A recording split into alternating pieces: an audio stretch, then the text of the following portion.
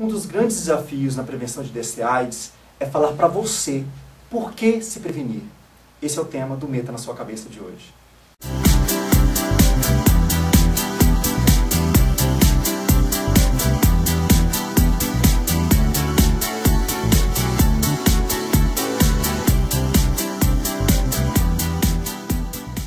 Para falar sobre esse tema, o Meta na Sua Cabeça recebe Ricardo Martins, que é psicólogo e coordenador da saúde mental do Centro de Referência em DST/AIDS do Estado de São Paulo. Tudo bem? Tudo bom. Ricardo, vamos falar sobre um ponto em que todo homossexual, bissexual, enfim, ele vive, se brincar, de forma cotidiana, que é lidar entre o desejo sexual e o cuidado com a saúde. Como que, do ponto de vista psicológico, você vê isso? Então, eu entendo que é um grande desafio para as pessoas de modo geral e particularmente, como você está dizendo, na população homossexual. O maior desafio é justamente tentar compatibilizar duas coisas que a princípio são incompatíveis, que é o ímpeto das relações sexuais, o ímpeto de atender a chamada das relações sexuais, de uma primeira pessoa que alguém conhece, uma situação bastante inusitada, excitante, etc. E ao mesmo tempo colocar em prática o receio de pegar uma DST ou HIV.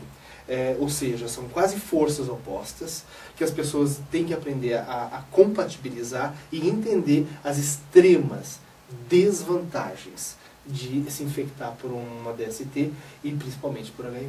Mas não necessariamente a pessoa precisa criar uma guerra entre o desejo e a prevenção. Ela pode achar um equilíbrio, um ponto. Essa guerra é criada, né? Mesmo que essa guerra acaba sendo criada.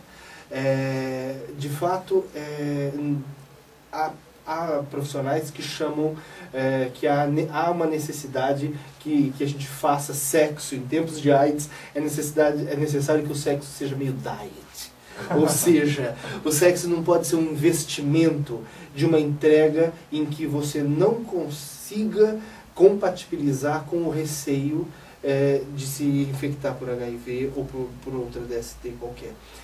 Isso, claro que obviamente as pessoas em algum momento da vida elas poderão ter sexo sem preservativo, mas que isso seja a consequência de um processo de responsabilidade.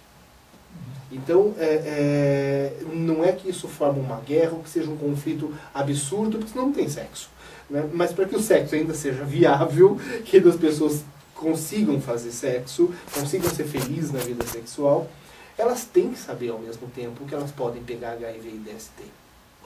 Não há nenhuma vantagem que elas se infectem por uma DST, porque de fato aí ela vai ter uma sexualidade contundida por uma DST e pior ainda, ser portador crônico de uma doença. Ricardo, do ponto de vista psicológico, eu queria falar com você sobre a questão da baixa autoestima e como ela pode afetar a prevenção no indivíduo. Essa questão da baixa autoestima é uma categoria, digamos assim, que precisa ser muito melhor qualificada, né? Porque ela se tornou quase que um lugar comum em dizer que as pessoas fazem sexo porque elas fazem sexo desprotegido porque têm baixa autoestima.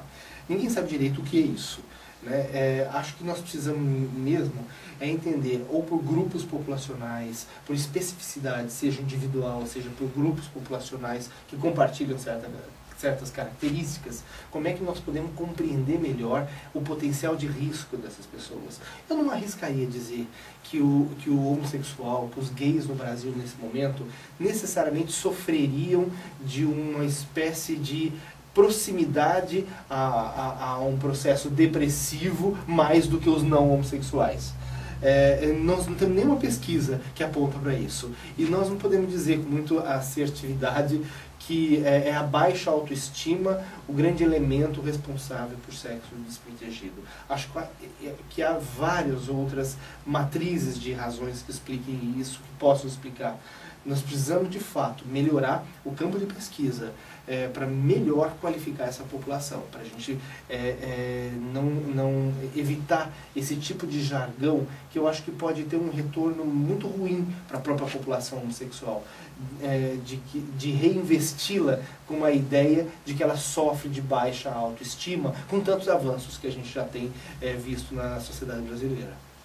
E sem sair do jogo de oposições, como que a pessoa, talvez ela está tão empoderada, ela está num momento, está bem de vida, está se sentindo muito apta a fazer sexo, enfim. Como que ela pode pegar esse sentimento de autoestima muito elevada e fazer com que, peraí, eu tenho que pensar na minha saúde também. Eu não posso querer apenas o prazer agora, não ter apenas uma postura hedonista da vida.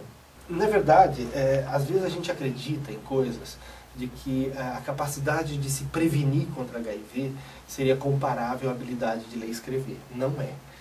A gente precisa aprender, de fato, a entender que são sistemas na vida humana que acompanham a instabilidade das pessoas. E que nós somos instáveis. A vida humana é um sistema instável. Muita gente gostaria de acreditar que ela tem uma previsibilidade das rochas, né? Mas ela não tem. Portanto, é uma questão com relação à qual a gente não vai poder, enquanto não houver cura definitiva de HIV e AIDS, a gente não vai poder absolutamente relaxar.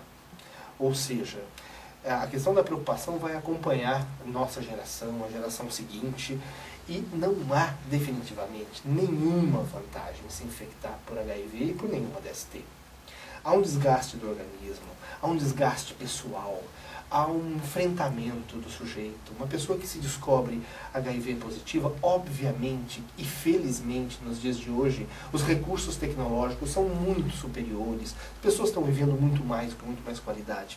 No entanto, elas vão ter que reaprender consigo a como fazer as velhas coisas que elas faziam, e agora essas velhas coisas estão sendo atravessadas pelo conhecimento, pela certeza de que você é portador de um vírus e possivelmente de uma doença crônica que ainda é estigmatizante. E isso produz um aspecto bastante específico de como lidar na vida social e com as outras pessoas. Obrigado, Ricardo. Obrigado a você pelo convite. Acho bem interessante que a gente possa trocar a experiência que a gente adquiriu um pouco e pensar. Tá ótimo. Pensar. Essa é a grande lição que pode ficar para a gente aqui. Falamos de extremos, então não fique no extremo, fique no equilíbrio. E no equilíbrio vai estar o seu prazer e vai estar a sua saúde.